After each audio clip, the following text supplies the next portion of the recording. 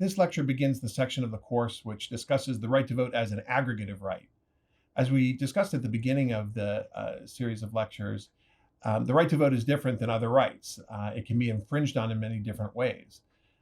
We discussed the disenfranchisement cases where the issue is whether someone is allowed to vote, whether the law prevents a category of people from going into the polling place. We then dealt with the political parties cases, which raise issues of expressive association, because not only does the right to vote require that you be able to walk into the polling place, it depends what you see when you get there. And so the right to vote can be infringed through restricted ballot access laws and other regulations of political parties. But in addition to sort of disenfranchisement and ballot access, there's also the issue of aggregation, which comes up in these redistricting cases. And these are the cases in which the question is not necessarily disenfranchisement, but about vote dilution, because you can essentially eviscerate someone's right to vote, not just by preventing them from coming to the polling place, but also by grouping them in malapportioned districts in which their vote is going to have very little meaning. And so we deal in this section just with the one person, one vote cases, and then we move on to what's known as qualitative vote dilution, kind of sort of vote dilution even within equal population districts, but that might be vote dilution on the basis of race or political party.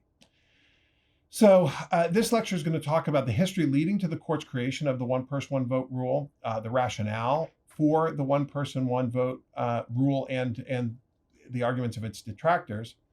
And then we'll talk about the details of the one person, one vote rule, specifically differences between how the rule applies to different legislative bodies, to Congress, state legislatures, special purpose districts. And then we'll talk a little bit about the population denominator for evaluating one person, one vote. Is it really equal numbers of people between districts, or could some other denominator, some other statistic like citizens or registered voters or voting age population be used? And then I'll end with a little bit of a discussion about the law of the census, because that's sort of inherently intertwined with some of these questions and arguments related to one person, one vote. So just to give a little background on the one person, one vote cases, Chief Justice Earl Warren said that the one person, one vote cases were the most significant cases decided during his tenure on the Supreme Court, even more than Brown versus Board of Education. And he said this because his view was that if you simply provide for equal political equality, then people will be able to defend themselves in the political process across all range of policy areas. So that while, of course, all of the cases dealing with race under the Equal Protection Clause were historic achievements of the Warren Court, these cases were just sweeping in their impact, so that within just a few years of the court establishing the one person, one vote rule, you had redrawing of lines for all political bodies throughout the country. In addition, Chief Justice Warren said that his experience as governor of California at a time when the California State Senate would have equal numbers of senators for Los Angeles County and, say, Yuba County, which would have well over 100 times the population of each other, that his experience there with the malapportionment convinced him of the necessity of judicial involvement to rectify the inequality of malapportioned districts. So in the 1960s, when the court gets involved in the one person, one vote cases, it follows on a 60 plus year period of inaction by state legislatures throughout the country. There were state constitutional provisions that often required redistricting to update it to the census, but state legislatures would routinely ignore them. And as we'll discuss with Colegrove versus Green, the federal courts were largely seen as impotent to try to deal with those problems. And the state legislatures themselves didn't have an incentive to even follow their own laws in their state constitutions, because they were elected by these districts. And so this is a classic fox guarding the hen house problem, or representation reinforcement problem, where the state legislatures, the state legislators, did not have an incentive to redraw the districts because, as far as they were concerned, they were perfectly legitimate since they led to their election. But over this time period, from certainly the 1900 through 1960, and for some states it even starts earlier, while they failed to reapportion. Urbanization and suburbanization and industrialization in the United States led to radical shifts in population, and so in many states you would end up with sort of what we saw in California, where some districts would have 100 times the number of people as other districts. But at the same time, many states had modeled their state constitution on the federal model, so that you would have like one county, one vote, instead of one person, one vote. And as we go into the cases, it's important to sort of keep in mind, why might we think that that model that we use for the U.S. Constitution with our malapportioned U.S. Senate would be inapplicable to state government, since so many states modeled their constitutions on the federal constitution. You can see in this table the level of malapportion between the states, that no state was sort of perfectly apportioned during this time period. But in some states, it was possible that 23% of the population would be able to elect a majority of the state house or state senate. So let's begin with Colegrove versus Green, which is the sort of path not taken at its earliest opportunity. In this 4-3 plurality opinion by Justice Felix Frankfurter, it rejects various constitutional claims against the malapportionment of Illinois congressional districts, which ranged in population from 112,000 to 900,000 people. There were only 7 justices on the court at the time, because Chief Justice Stone had recently died and Justice Jackson had left to lead the Nuremberg trials. And so it was, sort of a short-handed court, but it took the restrained approach that was characteristic of Justice Felix Frankfurter's opinions. He was, a Roosevelt appointee who was very reluctant to strike down laws, because the idea of striking down legislative enactments sort of was reminiscent of what the activist court during the Lochner era had done, particularly on the side of sort of vindicating the right of contract and economic rights. And so he was, as a general rule, quite deferential to state legislatures. And so too here, even though he acknowledges that there could be a problem in terms of political unfairness when it comes to malapportionment. But he said in this opinion that we're of the opinion that the appellants asked this court what's beyond its competence to grant, right? That the idea of courts going in and effectively remapping an entire state was seen as well beyond judicial competence. He warned that if the courts were to get involved in cases like this, that they would descend into the political thicket. That metaphor has now become famous since Colegrove versus Green. But what he was trying to evoke with that phrase was that if the courts start drawing district lines, if they start saying, all right, this is an unequal system of representation in this state, if they start going in and essentially picking winners and losers, they're inevitably going to be throwing themselves into partisan fights and be accused of partisan bias, so that they are going in and picking the Democrats or picking the Republicans by striking down one plan that favors another party and then ordering the instatement of a plan that is deemed fairer but will be naturally beneficial to the out party. So those were his concerns, both the worry that there was no administrable standard for the court, and that if it were to get involved in these kinds of cases, that it would descend into the political thicket and be accused of partisan preferences. Now, that all changed in 1962 with the case of Baker versus Carr.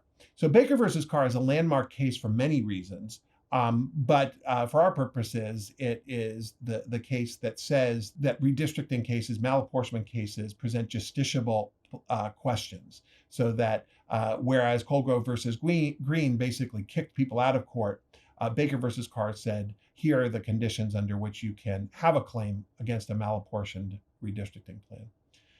So Baker versus Carr is about the malapportioned state legislative lines in Tennessee, which, like other states, had a constitutional requirement that required decennial redistricting. But between 1901 and 1962, the state of Tennessee never redistricted.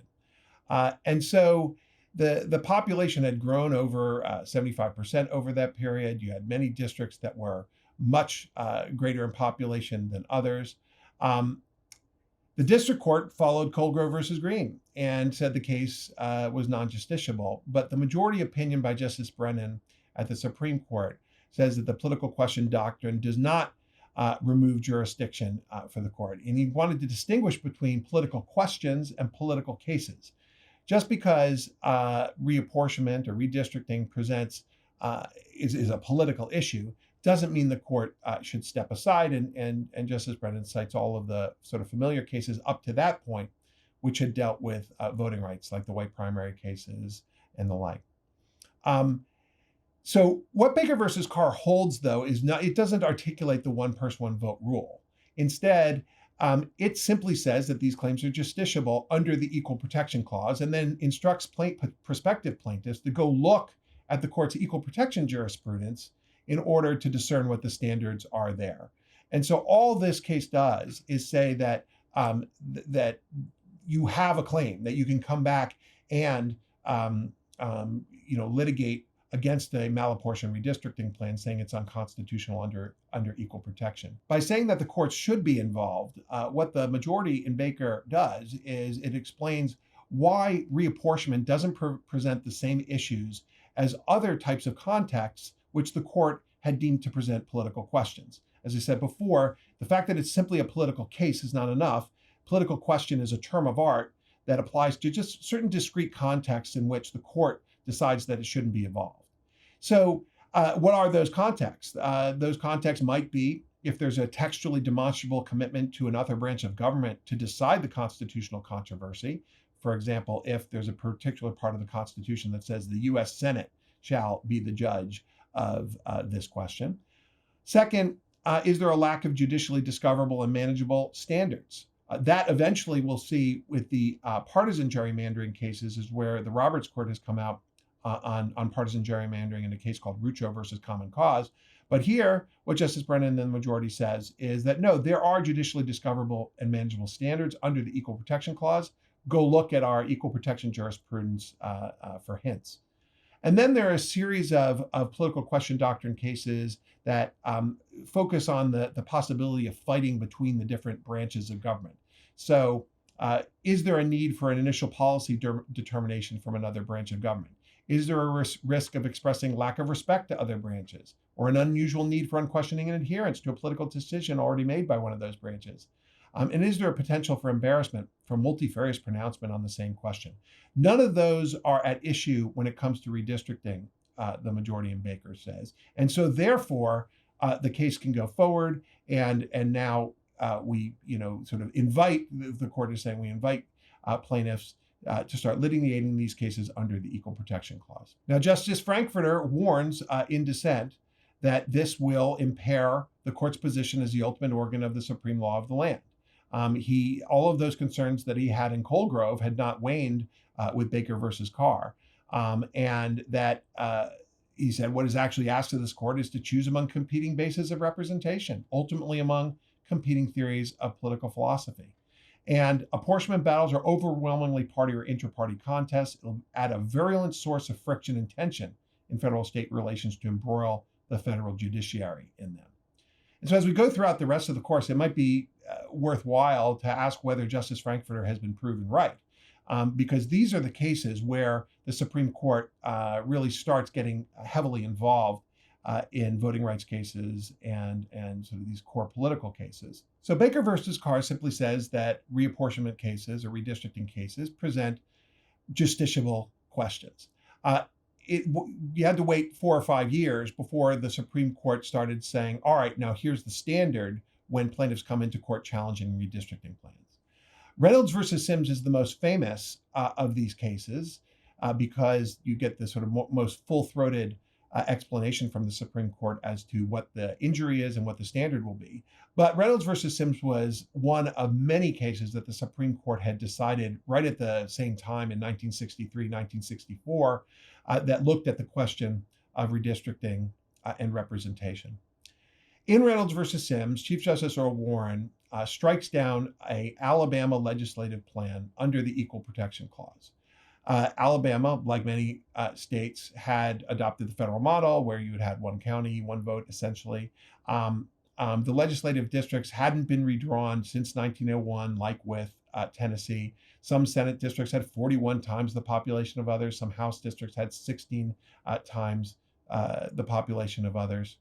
Jefferson County, for example, which had over 600,000 people, was given only one senator, and the same was true for Lowndes County, had a population of only 15,417. And so what the court here decides is that vote dilution is like vote denial. One thing I might add here is that the one person, one vote cases, while they're dealing with groups of voters, because the question is whether you have equal numbers of people within districts, they make clear that the right to vote is an individual right. And so the court says that to the extent that a citizen's right to vote is debased, he is that much less of a citizen. Right? The fact that an individual lives here or there is not a legitimate reason for overweighting or diluting the efficacy of his vote. And so if it would be unconstitutional to disenfranchise half the population, and similarly it'd be unconstitutional to give half the population 2 votes to another person's 1, well, then it should also be unconstitutional to put some people in districts that have twice the number of voters or people as others by diluting their vote, just as you can by denying it. Now, when we discussed Harper versus Virginia Board of Elections in an earlier lecture, said that case was sort of the first to establish that the right to vote was fundamental under the Equal Protection Clause. All of these cases are coming down within a 3 to 4 year period where the court is developing the right to vote as a fundamental right under the Equal Protection Clause. And so while we have to wait until Harper versus Virginia Board of Elections to sort of get the substance of this new right to vote that the court has read into the Equal Protection Clause, you can see the seeds of it being planted in these cases dealing with malapportionment. And so what the court says here is that if a state should provide that the voters of citizens in one part of the state should be given 2 times or 5 times or 10 times the weight of the votes of citizens in another part of the state, it could hardly be contended that the right to vote of those residing in the disfavored areas hadn't been effectively diluted, right? And so the court makes several sort of analogies between double voting or giving someone 2 or 3 votes to someone else's single vote, that clearly if that is unconstitutional, to just sort of randomly give out more votes to some people over others, well, then it should also be unconstitutional if some people are living in districts which have 2 or 3 times the population of other districts. Because as the court says, the right of suffrage can be denied by the debasement or dilution of the weight of a citizen vote just as effectively as by wholly prohibiting the free exercise of the franchise. What the court makes clear in these cases is that population, not territory, is the basis for representation. In one of the more famous quotes from the case, Chief Justice Warren's majority opinion says, legislators represent people, not trees or acres. Legislators are elected by voters, not farms or cities or economic interests. The weight of a citizen's vote can't be made to depend on where he lives. Population is of necessity the starting point for consideration and the controlling criterion for judgment in legislative apportionment controversies. And so this is very different than what we have at the federal level, right? So that we represent every state in the US Senate with 2 senators. And we tend to think, well, that there are good reasons for doing that because each state needs to have equal voice in the US Senate. But for the court, in Reynolds versus Sims and other cases, that federal analogy doesn't make any sense. That what was needed in order to pass the US Constitution is different than what are the constitutional requirements that apply in every state. And so the court tries to distinguish kind of the federal model of representation from what it's articulating here for state elections by saying that states are separate and independent governmental sovereigns, that as a result of the negotiations over the original Constitution, the US Senate and the Electoral College were sort of necessary preconditions in order to get all the small states on board. And so this pact between the states that led to the US Constitution with its malapportioned US Senate and malapportioned Electoral College system is not a model for counties at the state level. So that while you could have equal representation among states in the US Senate, you shouldn't be able to then have equal representation of counties when it comes to state senates. So the court says that the political subdivisions of states, counties, cities, or whatever, never were and never have been considered as sovereign entities in the same way that we think of as US states. Now, the court does say that you can depart somewhat from perfect population equality in order to represent political subdivisions and to avoid splitting them. But how far you can go is unclear from Reynolds versus Sims. It's only much later that we get a little more direction on this. And so then what's the standard that comes out of the one person, one vote cases, these early one person, one vote cases, Reynolds versus Sims and the others? It's that the Equal Protection Clause requires that a state make an honest and good faith effort to construct districts in both houses of its legislature as nearly equal of population as is practicable. You'll notice that Reynolds versus Sims does not use the words one person, one vote or one man, one vote. It was another case, Gray versus Sanders, decided around the same time, that used the words one man, one vote. That was a case that dealt with the Georgia's county unit system in order to elect statewide officials. In that case, it was kind of mimicking the Electoral College, so that each county would have a certain number of essentially electors for the election of the governor. But the court struck that down as well, as it did later in years following Reynolds. Redistricting, malapportioned local governments, malapportioned, city councils, county councils, school boards, and the like. All of those bodies have to obey the one person, one vote rule. Now, there are different rules for different bodies. So the strictest rule is for congressional elections. There's a somewhat more permissive rule of population equality when it comes to non-congressional elections. Now you might say, well, why? It's the same Equal Protection Clause. It's the same questions of debasement of people's votes. Why should there be different rules? And the court says that there are two reasons. One is that congressional districts tend to be larger, and so the population disparities between the districts might be more severe. So we want to have a kind of lower threshold of population equality for those districts. But then also that different provisions of the Constitution apply. So that Article 1, Section 2, which says that representatives and direct taxes shall be apportioned among the several states according to their respective numbers, that provision in the Constitution requires a greater attention to population equality than merely the Equal Protection Clause, which applies to non-congressional elections. So for congressional elections, all deviations must be justified by neutral state policies. No de minimis deviations are allowed, meaning that it's not sort of good enough for government work that you have a 1% deviation or a 0.1% deviation. In fact, in some of these cases, like Karcher versus Daggett, the Supreme Court even struck down a 0.76% deviation from the largest to the smallest district. The court made clear in this case, Tennant versus Jefferson County in 2012, that it would be willing to uphold a somewhat malapportioned congressional plan. In that case, it was roughly 5,000 people between the largest and smallest district, but only if those plans that malapportionment is necessary in that case to further the respect for political subdivision requirement. So that if you try as best you can to create equal numbers of people between districts without breaking political subdivisions, that's a legitimate reason for departing from population equality, at least when you're sort of under 1% or so. But if you were to depart, much further, or if you couldn't prove that this was the best way to accommodate both the equal population requirement and the political subdivision requirement, then it's not clear that the courts would uphold it. So if you are going to depart from perfect population equality in congressional districts, you really need to make sure that you do so to the sort of least extent possible.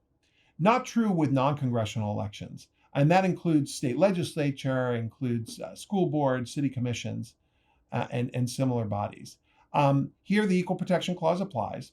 And in general, the courts will allow departures of up to 5% between the largest district and the sort of ideal population district. So you can depart sort of plus or minus 5% from the ideal population of a district. That doesn't mean that you can start sort of overpopulating Democratic districts and underpopulating Republican districts throughout a state. If your population departures are only for illegitimate reasons, either through that kind of partisan bias or saying, well, the north part of the state is going to have 95% the ideal population of a district, and the southern parts of the state are going to have 105% of the ideal population of the district. That also might be a problem. There's a case called Larios versus Cox out of Georgia, which then led to the Supreme Court to summarily affirm it. But in general, if you have these lower population deviations for state legislature or non-congressional elections, the court is going to uphold them. If you depart from by over 5%, that might invite greater additional scrutiny from the courts. But it's a much more permissive standard than you would get for congressional elections.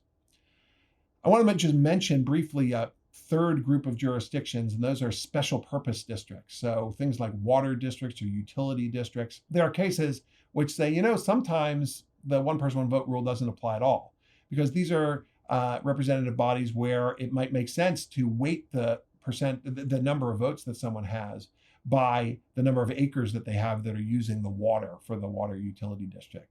And so there are certain situations where we say that one person, one vote doesn't apply, but those are rare and narrowly defined cases where the bodies perform a single special purpose. So while I've sort of laid out for you the basics of the one person, one vote rule, there are still some sort of lingering questions about the population basis for the one person, one vote rule. And when I say the population basis, I mean, what do we mean when we say equal people in each district? Do we mean people? Do we mean the total population, which includes ineligible voters like children, maybe prisoners, non-citizens?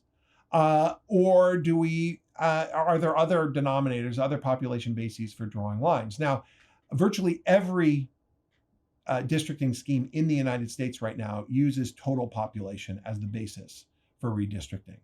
So ineligible, eligible voters, children, non-citizens, et cetera. That's the basis for drawing districts. However, there have been cases which have engaged with that issue. In fact, if you go back to the 1960s, there was a case called Burns versus Richardson that allowed for redrawing lines on the basis of registered voters.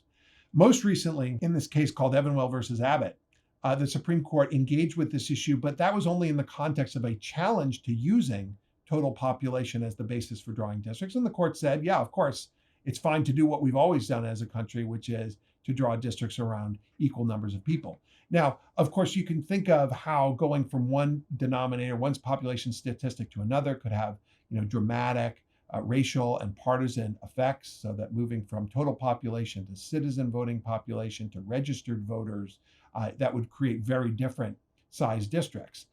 But that's an issue that I think will be resolved in the coming years. Evanwell versus Abbott at least says that the way we've been doing it for several generations is certainly constitutional. But this issue of the population denominator for redistricting does bring up the question of the sort of proper role of the census and what the law is regarding the census. Now, the census is a critical component to reapportionment and redistricting.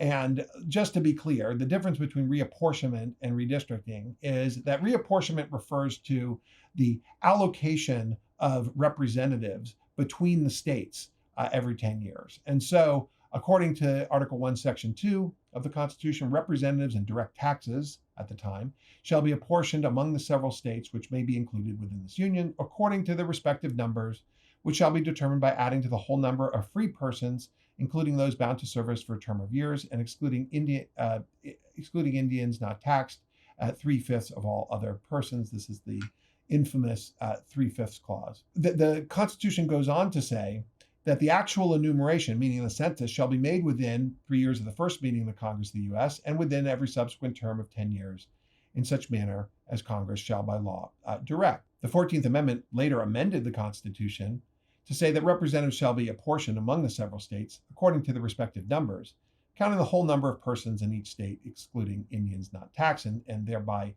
overturned the 3/5 clause in the original Constitution. But it's important to sort of look at these provisions of the U.S. Constitution to understand that the census has been with us from the beginning, and it was to be a basis for representation and taxation between the states. And so it's important to understand what is included in the census and how the census is taken, because the census provides the building blocks for redistricting plans. When we draw districts, we're using census data in our fancy GIS programs to put sort of different parts of census geography, whether it's census blocks or tracts or even precincts together in order to comply with one person, one vote. So we've talked about this a bit before in other lectures, but just to review, when the census is taken, there's only certain data that's made available to the states in time for redistricting. This is what's known as the PL 94-171 data set. And the data that's made available in redistricting includes the total population, the voting age population, and both of those statistics broken down by race and ethnicity, which is a separate question on Hispanic origin. And so that's all you have from the census when you're from the census head count when you're drawing districts. It doesn't include, for example, citizenship or other measures of ineligible voters. Those are from other survey data or other sources of data. But the decennial census just has the head count, total number of people, broken down by voting age and then race and ethnicity. The rule for where people are counted in the census is known as the usual residence rule. Where did you sleep and live most of the time on census day, which is April 1st of each decennial census? So in this case, say 2020. And so that means that prisoners are counted in prison because that's where they live and sleep most of the time on census day. That has led many states to reapportion prisoners to their pre-incarceration address, but they need to use other data sets in order to do that. So some of them have messed with the PL 94-171 data set by reattributing prisoners to where they were before they were put in prison. In addition, overseas military and government employees are counted in their home state if there's an address that's available to them. But the undercount in the census can often have dramatic effects on representation, both when it comes to reapportionment, is the number of members of Congress that each state will get, but also even within a state in the redistricting process. And the fact that certain demographic groups, particularly certain racial minorities, for example, see here the undercount of Native Americans living on reservations or Latinos, that those undercounts then have an effect on the representation of people in each of these redistricting plans that is based off of census data. As a general rule, the Supreme Court has been very deferential to the census when it makes decisions about how to count people. And so every census leads to some kind of challenge with respect to the methods and the outcomes of the census counting process. But the Supreme Court has said, as a general rule, that there'll be that the methods that are chosen by the census for the head count will be upheld.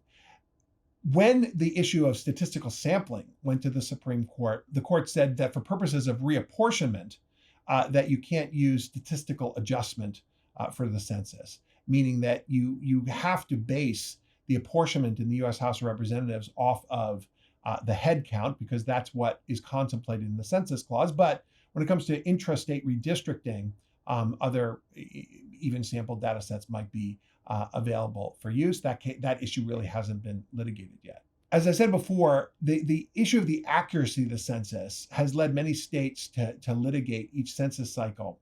But the court has basically said, look, that using the best census data available is only what the Equal Protection Clause requires. That's the case Karcher versus Daggett. And so it was not willing to get involved in some of these nitty-gritty questions to strike down the census based on the different methods that it was using.